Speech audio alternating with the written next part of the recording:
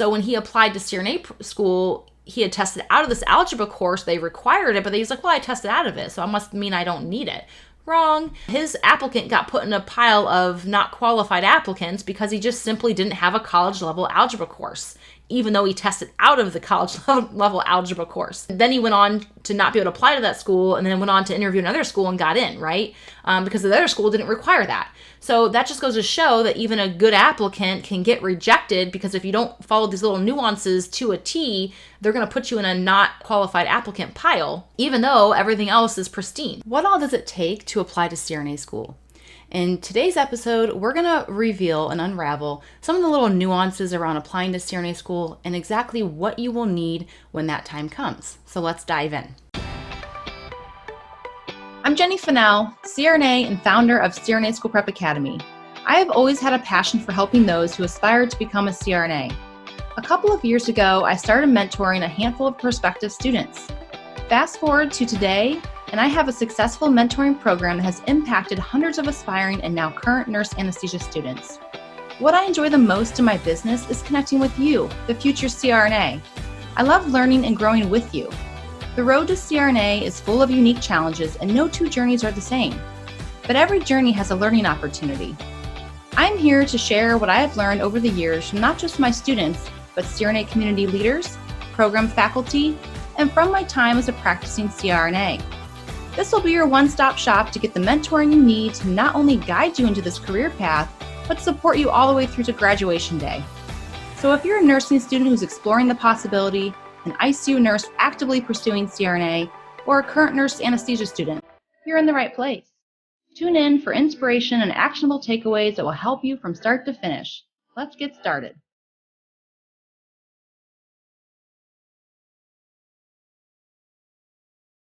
So welcome back to the show, everyone. I'm your host, Jenny Finnell, CRNA. Welcome to CRNA School Prep Academy podcast. Thank you so much for tuning in if you're a loyal listener. If you're new to the show, welcome. I'm excited to have you here. Today's episode, we're going to talk about kind of unraveling the CRNA application process. And I also look forward to sharing some little nuances about little individual aspects of the application, because I typically see a lot of students go into the application process without knowing these little nuances, and sometimes it can cause some roadblocks or some setbacks. So I hope by the end of today's episode that you can get past these roadblocks and go into the application process knowing kind of what little things you need to look out for, so that way you don't have any hiccups along the way. All right.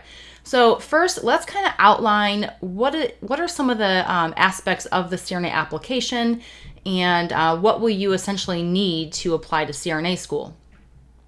So kind of starting with the basic stuff, you will need a transcript, right? You will need, whether that's an ADN plus a BSN, whether you have a bachelor's in science plus an ADN, whether you have a master's degree, all transcripts. In fact, this is where little nuances come in. Some schools even require high school transcripts. Not all, I would say not the majority, but you will find on occasion some programs will require high school transcripts, even high school ACT and SAT scores. Yeah, I know it seems a little ridiculous, right? But I'm just letting you know that's what you will find. Again, I would say those schools are more of the minority as far as the ones that require high school transcripts. But again, they're going to expect all your transcripts, whether you have a one-off course at a college, they're going to want them all. So be prepared to send everything you have to these schools. The next thing that you need to be prepared for are references. Now, references vary depending on the school. Some schools are very specific as far as who they actually want references from. So you might be thinking, oh, references. Okay, I'll just ask my coworkers and my nurse manager. But some schools require a professor. This is a little nuance at some schools that you might be caught off guard, and you're like, oh gosh, I've been out of school for 8 years. I don't know any of my old professors. So that's why I like to give students a heads up about that. Kind of how you can get around this if you've been out of school for a while is, you may potentially have to retake a science course, or maybe you want to take a graduate level pathophysiology course to kind of boost your competitive nature of your application. Well, make a point to get to know that professor, let them know your career goals, and really just kind of go above and beyond in that class and get to know them, and then ask them for that reference letter. That could be a good way. That way you have a fresh reference that is also a professor. Myself, I actually had to get a reference from a professor, and I didn't know that, to be honest with you, going into my application. But I was fortunate enough to where I was only about 2 years out of school when I asked for this reference. And my senior year in nursing school, I had gotten really close with my ICU clinical coordinator professor. She was only taught the ICU course. Essentially, at that point in my nursing journey, I knew I wanted to pursue CRNA. I actually shared this with her, and she helped me get a shadowing experience in the OR when I was on my ICU rotation. And she also helped me place for ICU when I was a nursing student. So I shared this with her. She knew it was my goal. Even though I didn't know I was going to need her as a reference, I really connected with this academic I want to call her a coordinator, but she was a professor. She was an educator. I connected with her. And so when I reached out to her 2 years later, she remembered who I was, and she was happy to write me that reference. Now, that was kind of a blessing in disguise. Again, now had I done my due diligence and really researched my school, I would have known this ahead of time. But that's why I'm sharing this with you today, because I don't think a lot of us think like, well, I need to know exactly who I need to know who my references are when I'm still in nursing school. But it can really benefit you, especially if this is the case. So references. Now, a lot of schools, I would say on average, I see usually 3 is what they require. And usually they require at least one of those 3 to be from a current nurse manager. This is the other thing that students get hung up on, is because a lot of nurses these days are traveling. And so it's kind of hard to find a long-standing, long-term nurse manager anymore. So a lot of times what I've seen students do to kind of get around this is they keep their foot in the door at their long-standing place of employment. Maybe they worked somewhere for 2 years prior to traveling, and they stay contingent or moonlight on in between assignments back at their home base.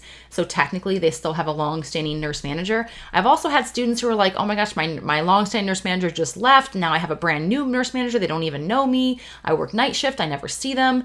That's unfortunate. I would suggest that if you can anticipate something like this happening, like if you even get word that your nurse manager's leaving, ask them for that reference. I mean, if it's still a year before you apply, that might not work. But if you're within, if your application window's opening within the next few months, go ahead and ask them to write that reference, even if it's 6 months prior to you getting your interview and things like that. If the application window's open within the next few months, it's not going to hurt to go ahead and get that reference letter.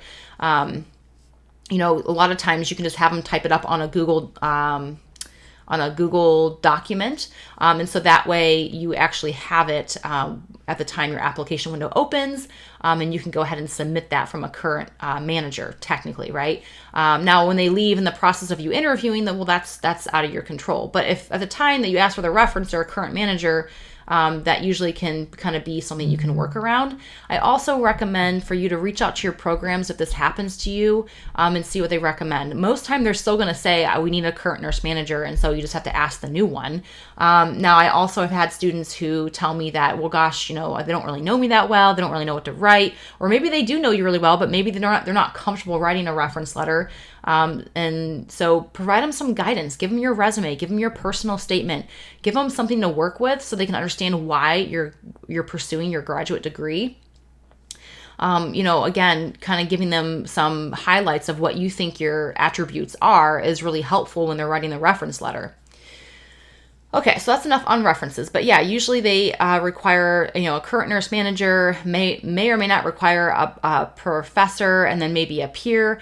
The other thing too that they may require, between an educator and a current nurse manager, they may require a CRNA. I've had some people say they require a CRNA.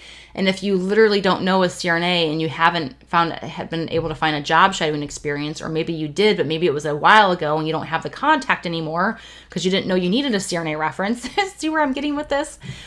It can be kind of a big barrier, right? So make sure you're researching as soon as you possibly can who your references actually have to come from, so you can plan accordingly. It really stinks to get all the way to the application and realize you need these things, and now you have very little time to make those things work out. All right, so that's transcripts and references. We're going to go into a little more detail, but the next thing I want to point out, and this kind of goes back almost to transcripts, is that, depending on where you received your bachelor's degree or any of your degrees, but mostly just your nursing degree, you need to consider where it's accredited through.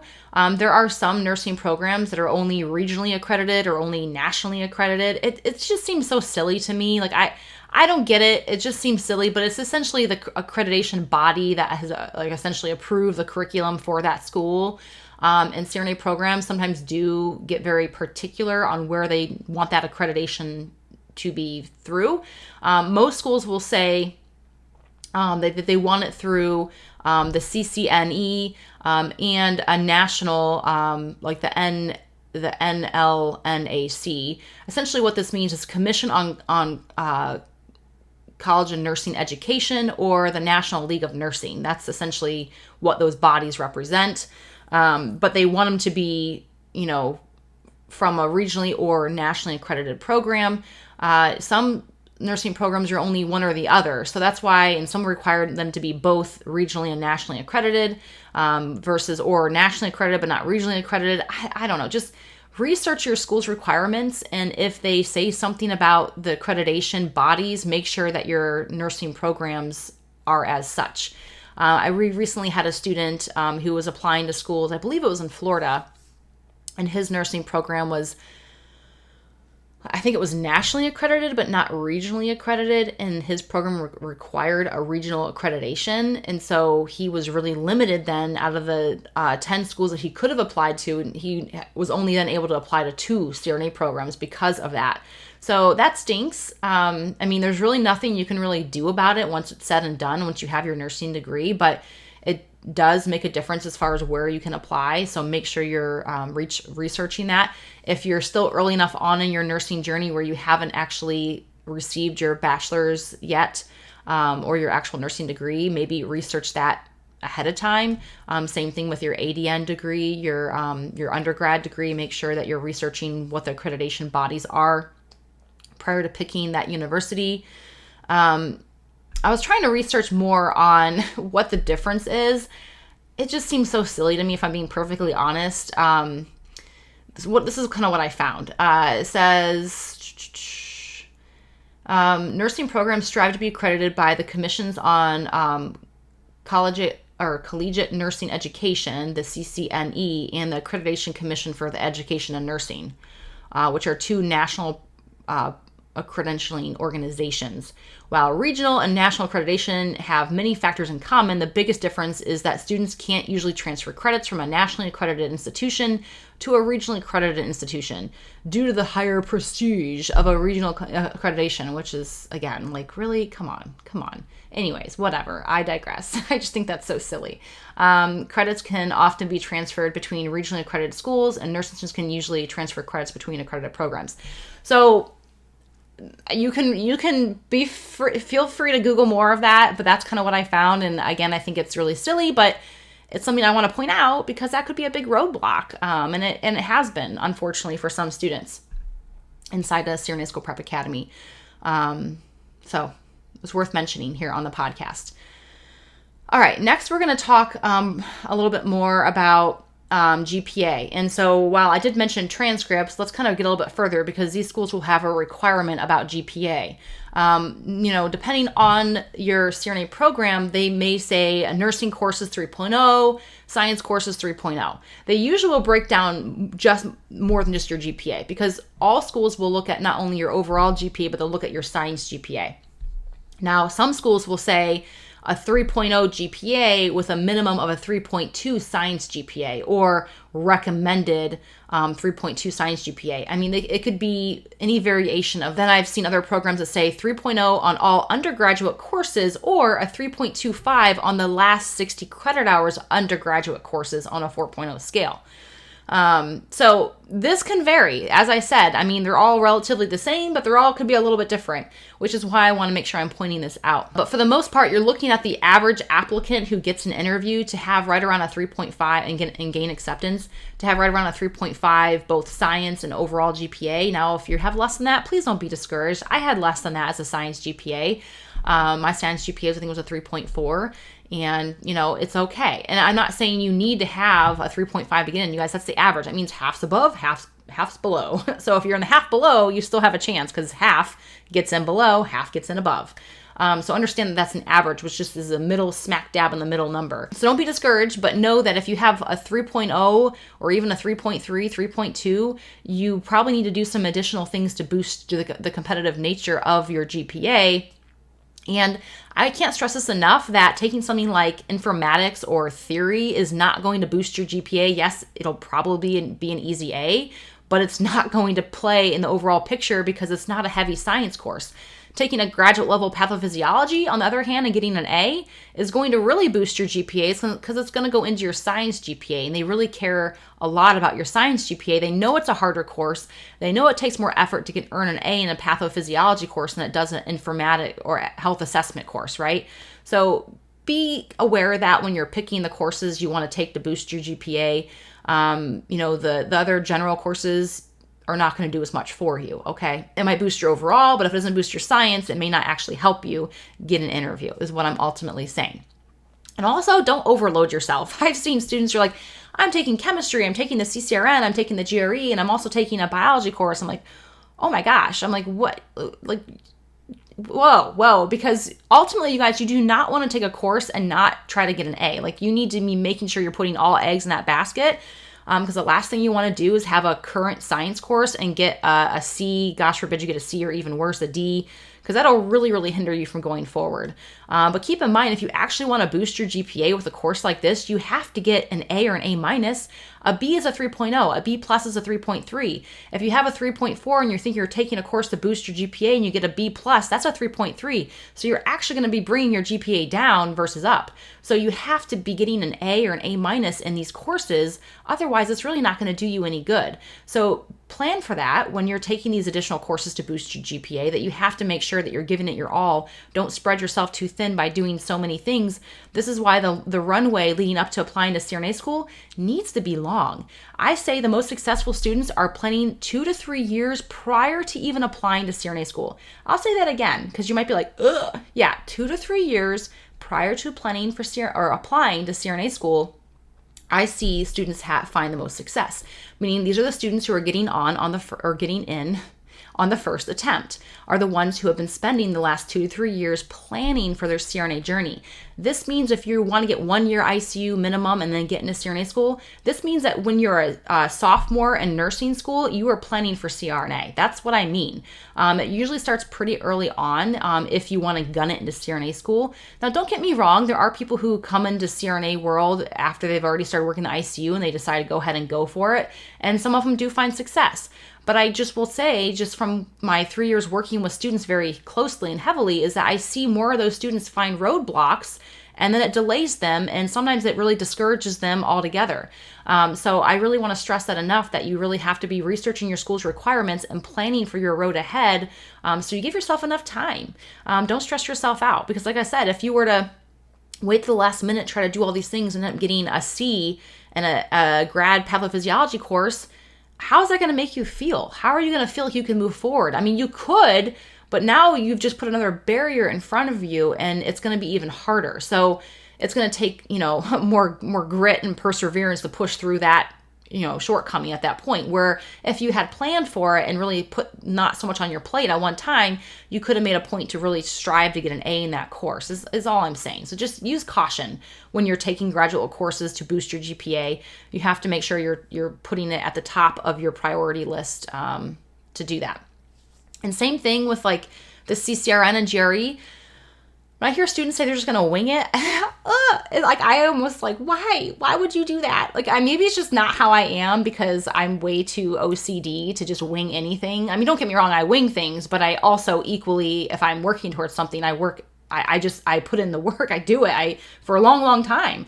To me, it's just, why take that risk of not doing well when you can prepare and hopefully do well? And if you prepare and you don't do well, well, now it's time to strategize on how you can do something differently. So when you try again, you do better.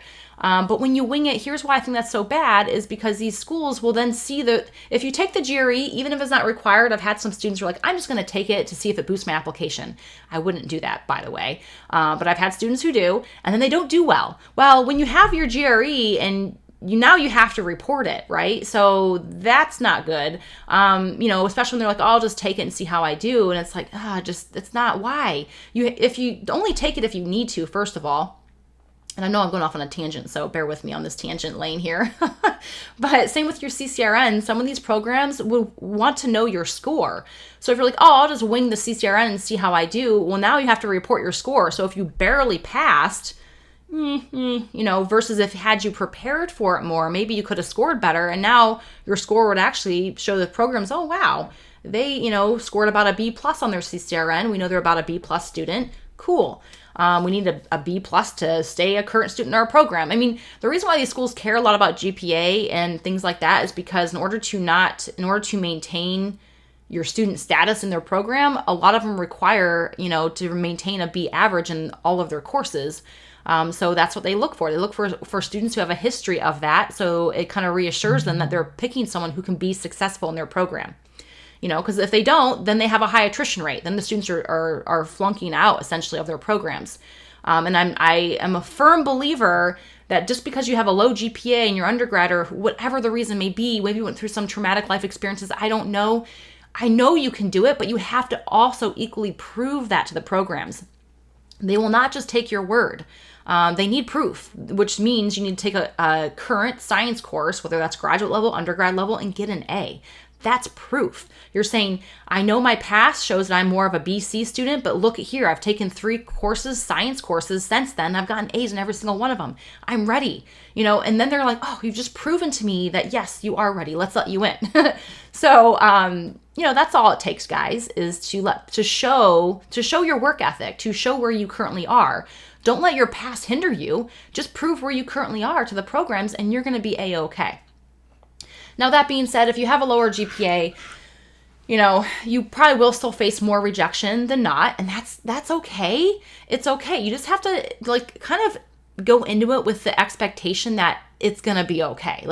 Getting rejected from an interview, getting rejected after an interview, it's not the end of the road. It's just a stepping stone. It's just one piece to get you to where you ultimately want to go. You learn from that. You take what you learn from that and you add it. And then you grow on that and you come back with more, and then you're able to show up better and more prepared, and then you rock it and then you get in. It's just meant to be a stepping stone. This whole entire process is just baby steps. Consistent small action will get you to your finish line, but it's about staying the course and staying persistent. All right, that's enough on that. So we kind of touched on GPA. Let's go in, like I said, I already mentioned the CCR and the GRE, so we'll go more into that. Some programs will require the GRE still. Now, I will say, but I feel like every year we get several programs who are opting out of the GRE, or they're not requiring everyone to take it, meaning they're only requiring students to take it who, say, have a lower GPA. Like some programs will say if you have less than a 3.2, then you have to take the GRE. Other programs are opting out of it altogether. So again, I'm definitely seeing that as a trend. And the reason for this trend, it's not because they decide to be nice, although that would be nice, right? If they're like, oh, it's okay, you don't have to take it. But it's because they're looking at data. They're looking at statistics. And statistically, what we're seeing is the GRE is not a good indicator on how successful you're going to be in a CRNA program. In fact, a better indicator is actually your undergraduate GPA. And the reason why that's a better indicator is because that's a display of your persistence over time versus the GRE is a one-time test, right? Where an actual GPA from 4 years in college shows how you performed over time, right? So that's a better indicator of how you're going to perform in grad school versus just a one-off test. So that is ultimately why these schools have decided to get away from the GRE, because it's not been proven to be a good indicator on success in their program. But that's also why they do the interview process. They look at GPA and they break down your GPA. So keep that in mind. But when you're looking at GRE, what's competitive, right? Like, how should I do? Now, a lot of these schools will give you a score to aim for, a minimum, right? Other schools will just say, I read it somewhere, it just says there's no minimum score. It says official GRE scores, no minimum score required. Scores are evaluated among the pool of applicants. Yeah, I actually read that on a school's website and I was like, oh, well, that's kind of unfair, because then you're like, I have no idea what they actually are looking for, but I just know I'm being compared to everyone else who is applying. So with that being said, what is a competitive score? Again, some programs will say get a 290. Some programs will say score a 305 as the minimum. So those are kind of the ranges I've seen as far as the low range of acceptable and the high range of acceptable. So again, that's 290 between the quantitative and verbal. Quantitative is like the math section, which is kind of more indicative of your science courses performance.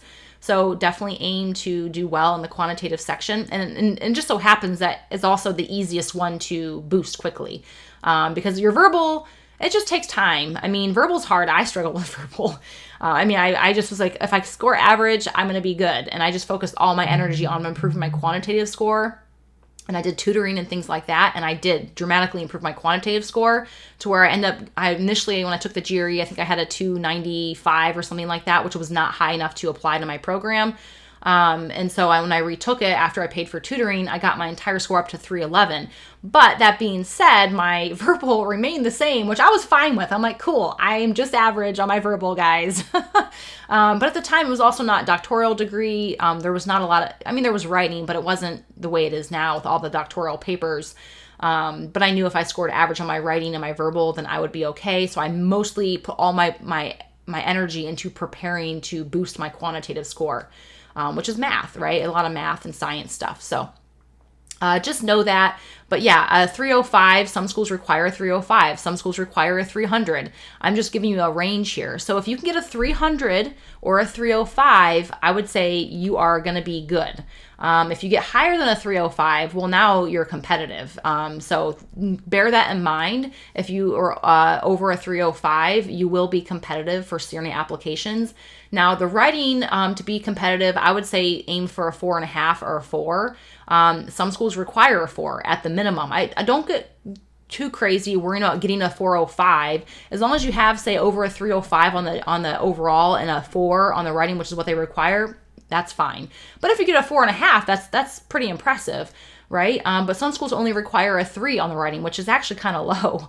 A 3.5 to 4 is actually average. So getting a 3 is slightly below average. But I have seen some programs only require a 3. But know that a 3.5 to 4 is what an average writing score is. So aim for a 3.5 to 4. I think I had a 3.5. I was not anything spectacular on the writing. But it is what it is. I rely heavily on Grammarly to proof my papers. So that's kind of breaking down the GRE. And if a school doesn't give you a score to aim for, try to aim for at least a 300. That'd be my recommendation. Don't be afraid to pay for tutoring. A lot of programs will guarantee your score. Now, you have to be realistic. You can't say, I want a 320, and if your first attempt was a 280, like to improve to a 320, that's going to be, I don't know if that's realistic. If you're, a 290 or something like that, it's definitely realistic to expect to get to 300 or even 305. Like I said, I went from a 295 to a 311, which was a pretty big jump. And that was about 3 months of additional preparation and tutoring. So it can be done. But just that's kind of breaking down the GRE. And unfortunately, if it's a hoop you got to jump through, it's a hoop you got to jump through. It's not a fun test. I'm sorry. Don't blame the messenger. Okay. Let's jump into the CCRN. Like I spoke to, some programs will require the CCRN. Some will just say recommended. Now, whenever you see recommended on a CRNA school application, what does that mean, guys? Shout it from the rooftops. It means do it. If they recommend it, it means you should do it. Because keep in mind, these programs are incredibly competitive. You're going up against a lot of different applicants. So why would you not do a recommended thing? It's just... when I hear students say, well, it was only recommended, I'm like, but if it's recommended, it means you need to do it. So take that approach and you can't go wrong.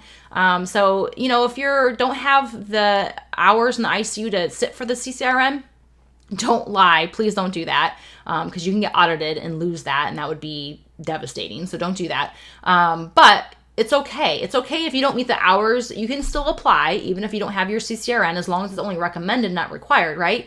If it's required, well, then it's required and you have to do it. You're not going to, and I've said this numerous times, but these schools don't make exceptions. I mean, if you don't meet a requirement, a lot of times they're not going to let it slide.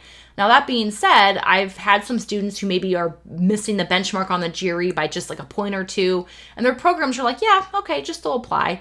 Now, when I missed the benchmark, my program's requirement was 300 and I got a 295. When I called about that, they were like, psh, no, you can't apply here. I mean, it was like the admissions coordinator was kind of insulting about it. I was like, wow, have you taken the test? Because it's not a fun test. So anyways, that being said, some schools are more lenient with certain things, but something like the CCRN, probably not. The GRE, like I said, it's one of those tests where they know it's not a great indicator, so they may be willing to make an exception if your overall application is great and just your GRE score is slightly under. But for the most part, other things that are required are going to be required. And they're probably not going to bend at all for you to apply to their program. But the CCRN, again, if it's only recommended and you just don't have the hours to sit for the test, just apply, see what happens, and know that if you don't get in, the plan is to take the CCRN and come back the following year, right? There are still plenty of students who get in without it, but it is a good test because it's going to really test your ICU knowledge. So in general, it should be something that you strive to do regardless. So at least that's my humble opinion. You actually get you get like 50 more cents an hour. No, I don't know. I remember, I forget the raise I got when I got my CCR, and it was pretty minor, but it adds up. But I remember thinking like, well, shoot, it was like an extra like $1. But it all does add up. So, I'm not poo-pooing $1. I'll take $1. All right. So also you need a valid state nursing license. And so if you're applying to schools out of the state, you will have to make sure you have a nursing license in that state. So just keep that in mind. And one of these programs said a background check less than 180 days old. So that could be something you also have to do. And then let's get into BLS, ACLS, and PALS. So a lot of programs, they usually always require a BLS and ACLS. They don't all require PALS, but I think it's a nice one to have in addition. Typically, if you're getting your BLS and your ACLS, it's not super difficult to go on to get your PALS. But some schools don't require it, some do. So again, keep that in mind when you're researching your school's requirements. They will all require the ACLS and BLS, and ICUs will require the BLS and ACLS. But having your PALS is something in addition that I do recommend that you get. All right, so let's go into prereqs. So not all schools require prereqs, but here's where the hang up can happen. Is, nursing schools these days are so vast as far as what they have you take to get into nursing school. My own cousin's in a very well-known nursing program, and she didn't even really have to take a real chemistry course. It was like an introductory chemistry course, and she just got into nursing school. So she's never had a true chemistry course. So if she goes on to CRNA, which she doesn't want to, I'm trying to convince her, but she doesn't want to. If she does decide to go into CRNA, she's going to have to take a legit Chem 1, Chem 2. But it just goes to show that it doesn't matter. I mean, even good nursing programs sometimes are like, well, you don't have to take a math course. You can get into nursing school. You don't need a math course. Where some programs require a math course. We had a CSBA student who's now an SRNA, woohoo, and he had tested out of his math course for nursing school when he was in high school. Like, he tested out of it, which kudos to him. Holy moly. I myself had to take an algebra course in college to get into the College of Nursing. But again, this is my school. Not all schools require that. But he had even tested out. So when he applied to CRNA school, he had tested out of this algebra course. They required it, but he's like, well, I tested out of it, so it must mean I don't need it. Wrong. His applicant got put in a pile of not qualified applicants because he just simply didn't have a college level algebra course, even though he tested out of the college level algebra course. So and then he went on to not be able to apply to that school, and then went on to interview another school and got in, right? Because the other school didn't require that. So that just goes to show that even a good applicant can get rejected, because if you don't follow these little nuances to a T, they're going to put you in a not qualified applicant pile, even though everything else is pristine, right? So those are, again, just little nuances you need to be aware of when you start thinking about your CRNA application. So you may have to take a math course, is what I'm ultimately saying. You may graduate and then be working on your BSN, and if your program requires a stats course in undergrad, but you never had a stats course, plan on taking one. I myself, now, what I did know, that I did research ahead of time, is I knew I needed a stats course for my graduate program, and not just any stats course. I had to have a graduate level statistics course. So when I was a fifth year senior, because I got rejected for my first time applying to nursing school. So my fifth year, I had extra space in my schedule, and I actually petitioned so I could take a graduate level course in my undergrad and have it count towards graduate credit. It did take some work from me to get a petition and get signed off to do it. But I did it because I had the room in my schedule, and I figured, why not? Why not just get it done? So I did. And then I was able to use that to apply to grad school. Now, again, that was because I had done some research prior to ever graduating my nursing program. So I was able to get that done, which really freed up my space to do my CCRN, my GRE, and focus on my ICU time. And also we got married and all other things of life, right? So I was plenty busy. But it was nice to have that course done. It also allowed me, prior to starting my program, I took an advanced pathophysiology course. So again, it really freed up my time to do some additional extra things like that. But so keep that in mind when you're looking at your CRNA school. Not only do they require a prereq, do they require a graduate level prereq of some kind? Do you meet all the other requirements based on your undergrad degree? Do they require a math course? Do you have a math course? Do they require a physics course? Do you have a physics course? So like I said, you may have to actually take some additional coursework, even if you didn't do bad in a course in undergrad. You may just not have it. You may not have the chemistry courses that are required to apply to grad school, so you may have to actually take it after the fact. And ding, ding, ding, get to know the professor. If that happens to you, get to know the professor. For example, if I hadn't known my clinical coordinator so well and that academic educator in my time in nursing school, I could have used my stats professor for that reference letter as well. Now, I did take that in my undergrad as well, but that's just if you take any classes to get into CRNA school, get to know the professor, because you may need a reference from a professor. All right, so I think I've gone over that, but let's just kind of go over what are some courses that are more common, I should say, to be expected for prereqs. So obviously, you need pharmacology, anatomy, and also keep in mind labs. Not all nursing programs make you take these science courses that have labs built into them, and some of these schools will require a lab. So if you took an anatomy without a lab, you may have to figure out how to get a lab and retake the course that has a lab. So keep that in mind. And same thing with general chemistry. If you took a gen chem with no lab, some of these schools will require a lab portion of that to count to apply to their program.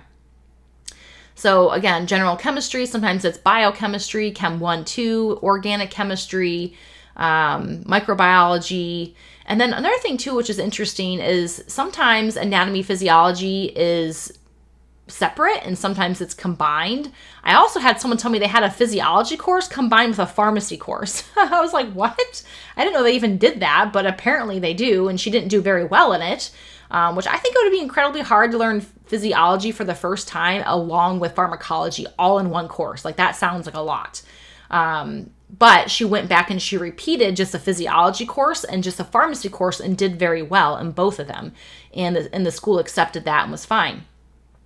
The other thing to keep in mind about courses, you guys, and CRNA programs and the nuances of CRNA programs is if you have to repeat a course, know that if you don't take that exact course and repeat it, it usually won't replace the grade. And not all programs will replace the grade, period. But let's just say you took a chemistry course in your undergrad and you got a C. If you want to actually replace that C with an A, you have to take that same course from the same institution over again. And then potentially, if your program allows it, they will then replace that with the A. Now, not all programs will do this. That's what I mean. Some programs average the two courses. Some of them, you don't have to retake it at the same place. If you just take another Gen Chem and you have another Gen Chem from there, they'll just take the two and they'll average them together.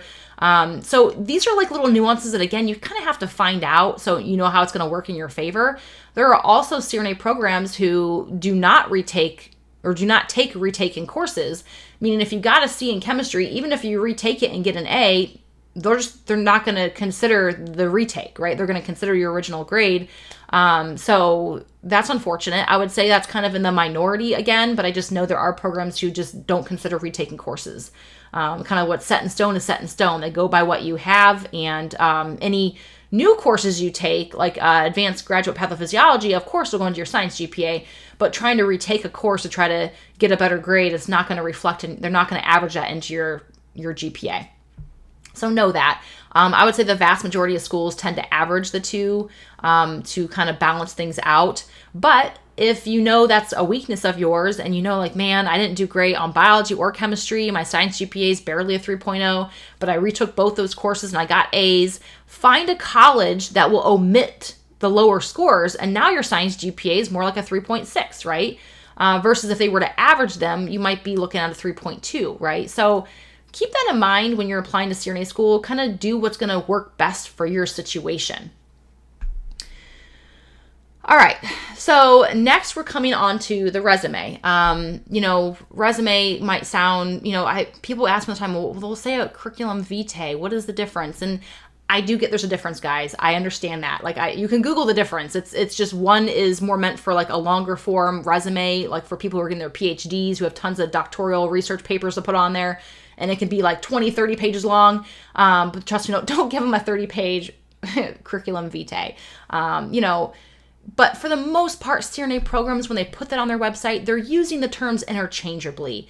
The other reason why I think they use curriculum vitae versus a resume is because a resume is usually for work. A CV is usually for grad school. CV is usually education. Resume is usually for work experience. That is really the only other kind of minute difference between why a program would say CV versus resume, is because CV is highlighting your academics first and foremost, with your experience to follow. Where a resume is highlighting your work experience, and they don't really care what kind of a student you were for the most part. I mean, when you're applying for a job to be a nurse somewhere, they're going to look at your work experience, right? If you got a 3.2 in nursing school, they're not going to be like, I don't think we can have them work here. They got a 3.2, But, a graduate program who you're entering an academic arena where you have to perform academically, they're going to care about that 3.2.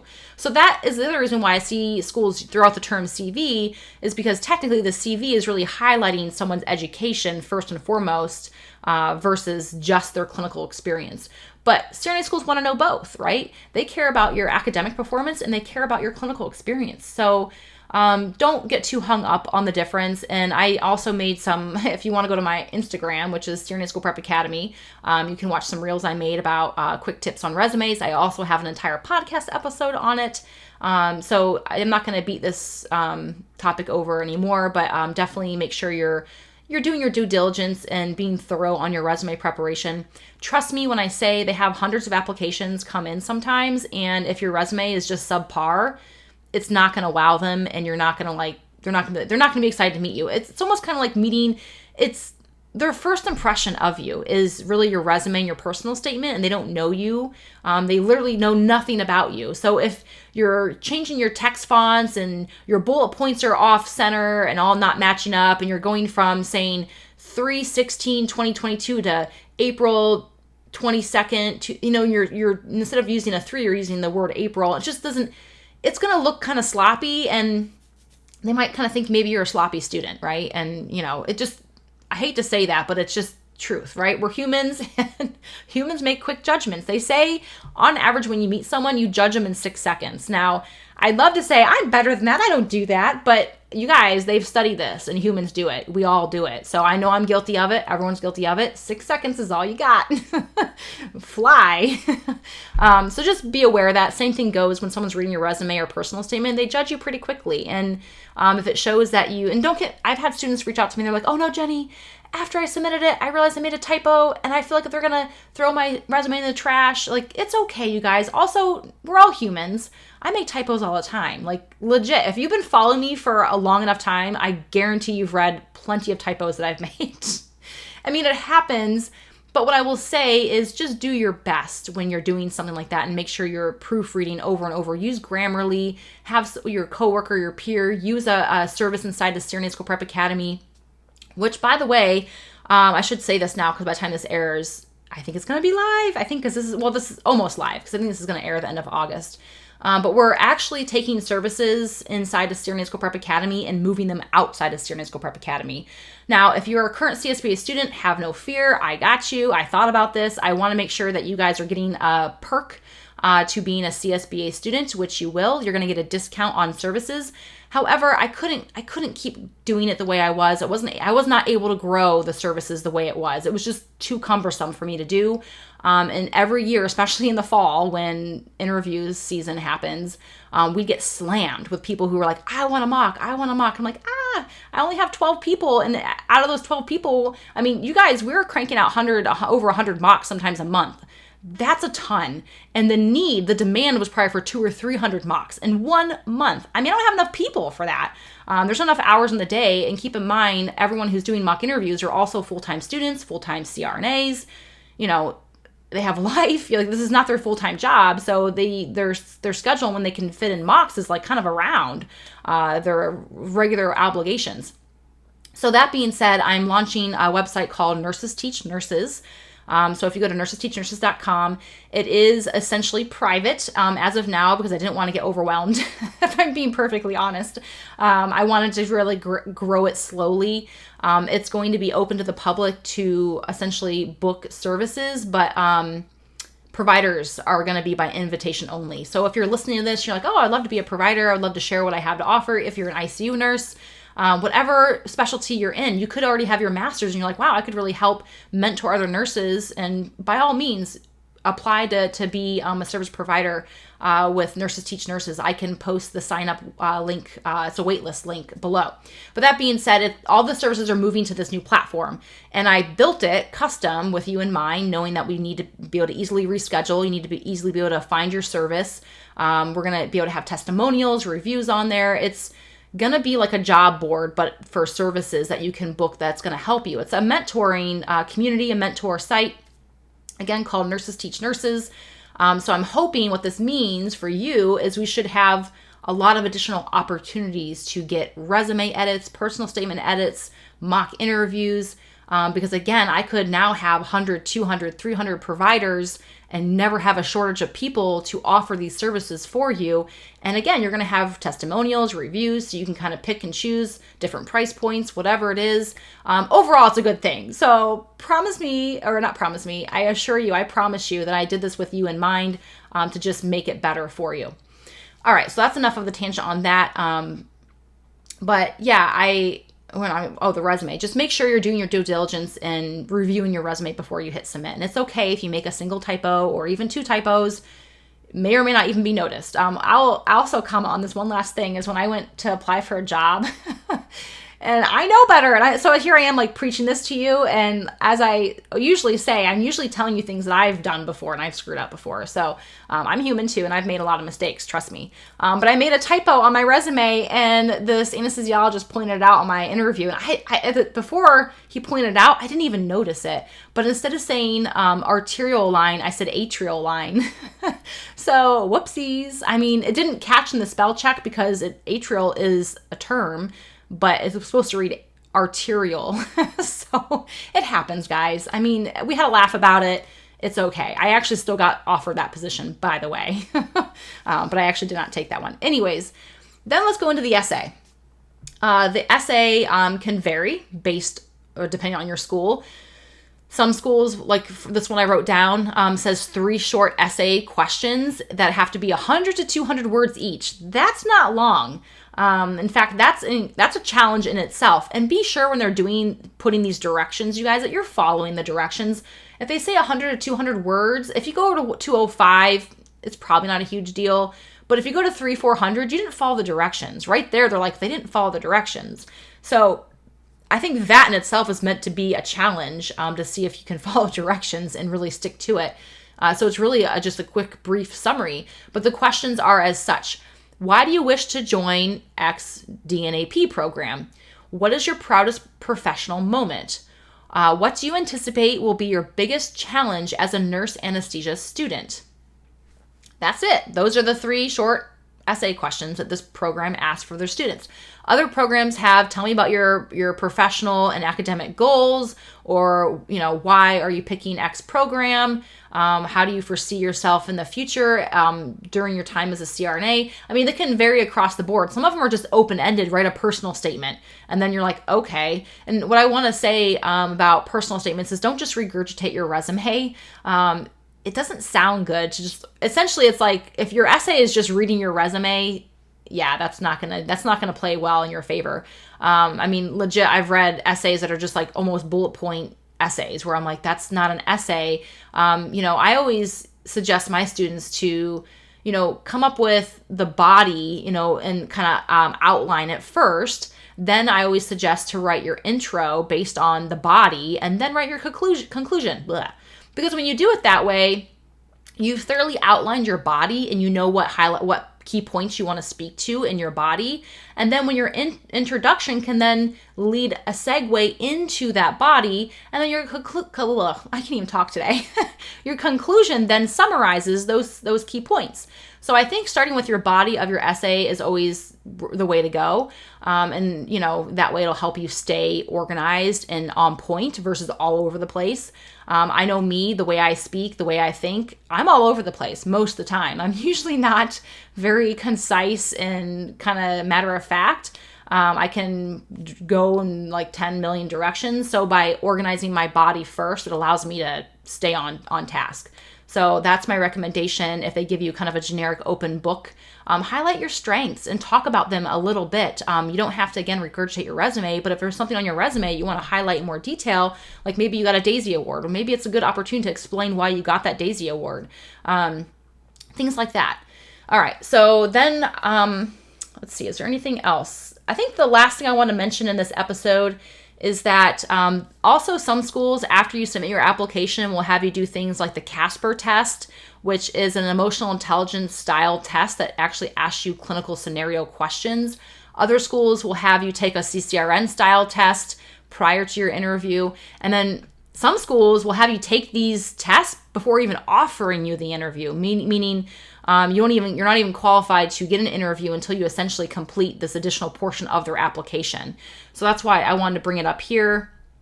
And I hope that this episode, if anything, really, I didn't mention the ICU experience. Oops. Okay. One last thing on your CRNA application that I want to mention is your ICU experience.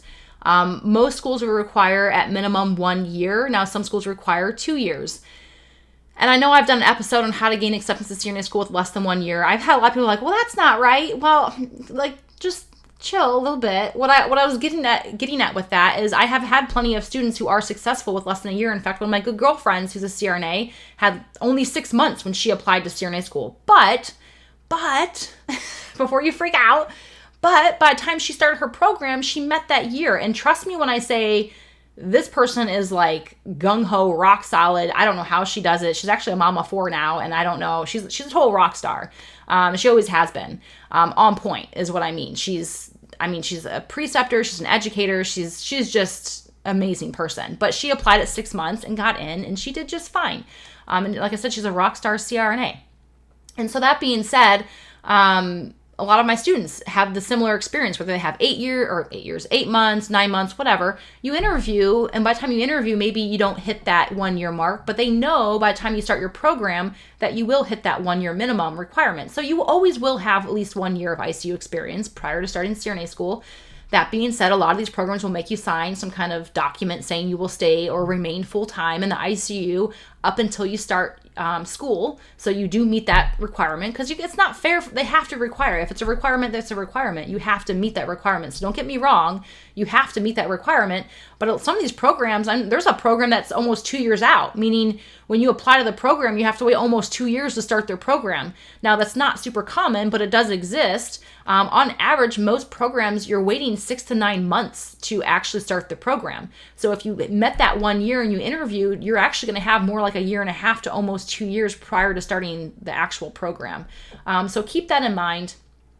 But yeah, ICU experience, again, if they say 2 years, Same thing. You can maybe apply at 1 year and 9 months. And so by the time or 6 months, and by the time you start your program, you're going to have 2 years. But also equally know that if you apply to a program with 6 months, 9 months, a year and a half of ICU experience, you don't meet that minimum, you may face rejection. And that's okay. And that's to be expected, right? But you may also be given a chance. It's worth the chance that you could be given. And just knowing that if you get rejected, well, then cool, you'll come back next year. One other thing I want to mention when I say come back next year is make sure your program does not have a maximum time of applications. Some programs limit you to 2 applications only. Some programs, if you apply twice and you don't even get asked to interview, you're not allowed to apply anymore. Some are once. There's not very many schools like that, but some only allow you to apply once. And if you don't get an interview, they won't ever reconsider your application. But there are other programs where you can apply as many times, you can apply 10 times. So that's what I'm saying. These are just little nuances to find out about your CRNA program prior to ever getting to your application phase. So what I'm trying to caution you is don't just waste your applications. Don't just apply to apply.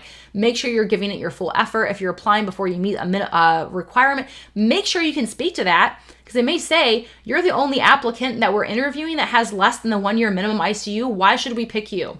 Yeah, they could be saying that. I've also had students tell me that when they go to interview, maybe they're not current in the ICU. Maybe they had 2 or 3 years. They left, went to PACU, Path Lab. I hear all those units all the time. They go to apply and they interview and they're like, well, why should we let you in when you're the only application who's not actively in the ICU? And then you kind of have to explain yourself. It's okay as long as you can defend yourself, not defend. That's probably not a good word to use, but if you can sell yourself and why you can equally rise up to the occasion just because you've been out of the ICU for a year. Speak to the strengths you have about adaptability. Maybe you've been a traveler or speak to the strengths you have and let these programs know it's not going to be a problem. That's simply all they're questioning. They're saying, this is going to be a problem. Should we be concerned? And as long as you can address that question in a way that reassures them that, no, you don't have to be worried about me, I'm good, then they'll kind of let it slide. But just know if they're like, well, I don't know if they're quite ready yet, they need to maybe just come back next year. That's an okay, acceptable answer. It doesn't mean you're a failure. It doesn't mean you're not qualified or good enough or whatever might go through your brain. It just means come back next year after you've gotten the full year and a half experience under your belt. But let's also quickly dive in briefly, because I've had whole episodes on this before as far as what ICU. This is big because so many people make assumptions. If you're making an assumption, that's a red flag right there. Don't make an assumption. That's where you go wrong. Probably the biggest unit that's conflict most of the time is ER. Now, some schools will accept ER. I do know that because they'll be like, well, I had ER experience. I know, guys. I know. A lot of you have, but have you also had ICU experience? Or has your school open-heartedly said, we take ER? Well, then you're good.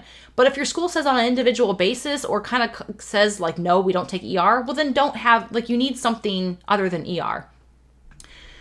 So let me read this statement that I wrote down from a site. All right. I found some good information online. And again, if you just start peering over schools' websites, some websites will have literally nothing.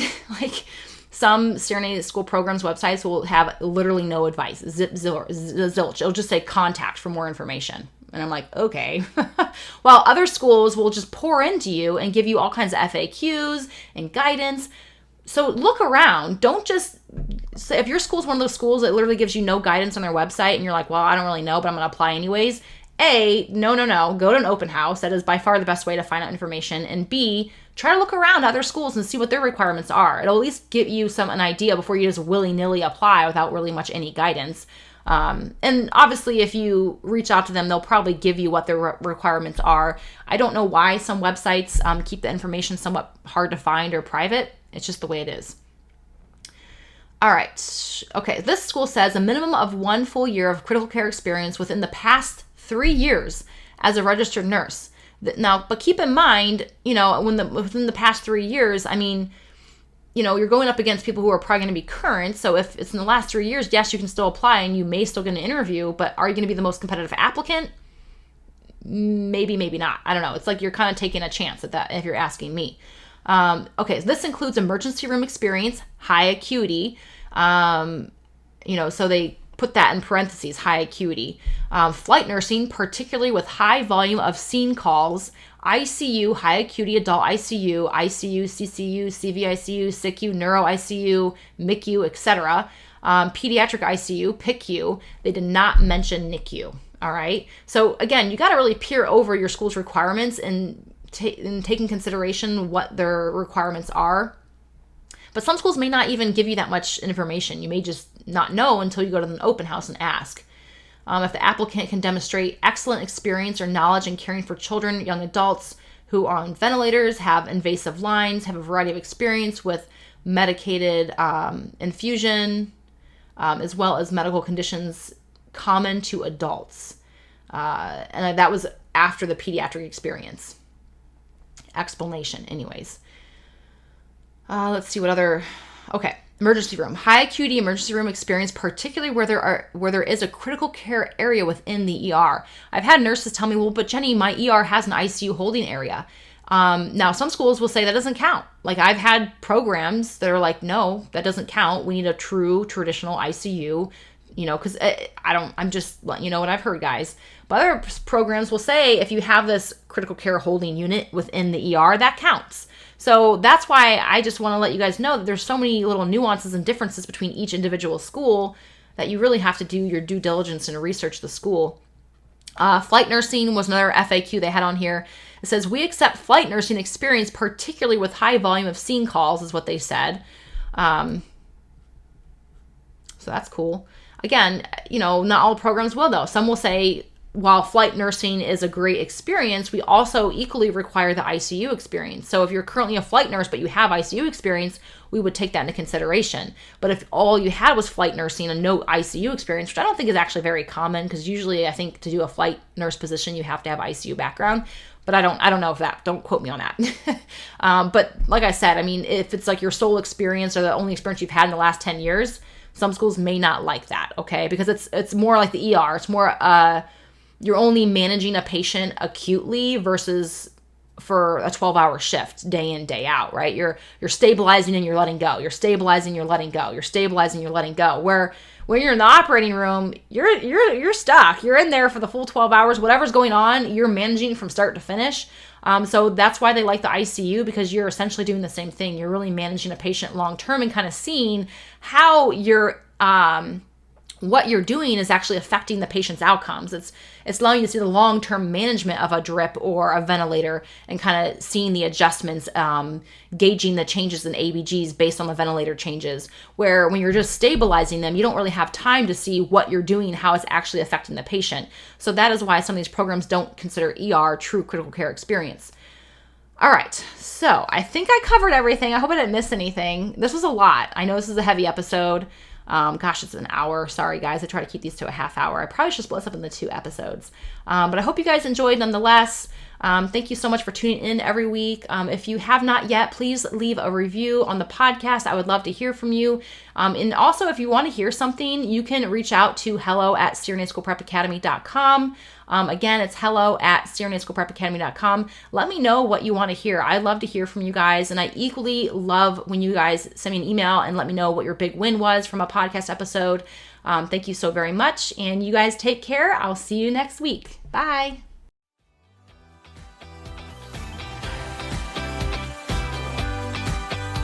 Hey, future CRNA. As always, I appreciate you and your loyalty. Thank you so very much for tuning in this week.